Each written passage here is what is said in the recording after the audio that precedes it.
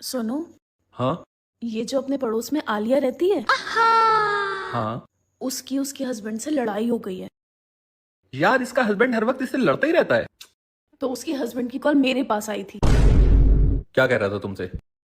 कह रहा था, भाभी जी मुझे तो लव लेटर लिखना नहीं आता है, तो क्या आप मेरी तरफ से मेरी बीवी को एक लव लेटर लिख देंगी जिससे उसका गुस्सा ठंडा हो जाए और वो मान जाए।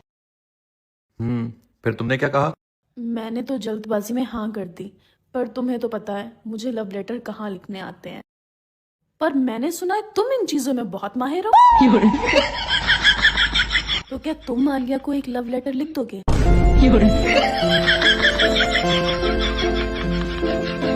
अब तुम इतना कह रही हो तो तो फिर तुम मुझे बताते रहो, मैं लिख रही हूँ। हाँ लिखो।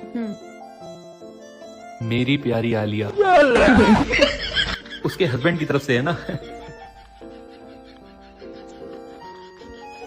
तुमसे ज्यादा हसीन आज तक मैंने किसी को नहीं देखा। तुम्हारी आंखें एकदम नशीली हैं, और जब तुम नहा के छत पर अपने बाल सुखाने आती हो और अपने बाल तौलिया से झटकती हो तो वक्त मानो थम सा जाता है। वो लड़कियों को इंप्रेस करने के लिए बोलना पड़ता है। लिखो लिखो।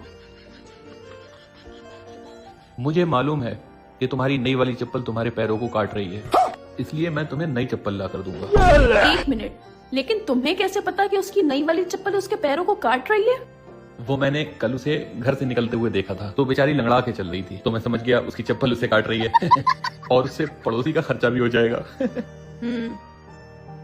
मुझे पता है कि तुम्हें गेंदे के फूलों से एलर्जी है, इसलिए मैं तुम्हें गुलाब के फूल भेजूंगा।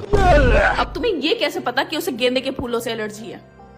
वो परसों अपने साथ एक फंक्शन में गई थी ना, तो वहां गेंदे के फूलों की सजावट थी, तो जैसे ही वो फूलों के पास गई तो उसे छींके आने लगी, तो मैं समझ गया उसे एलर्जी है उससे।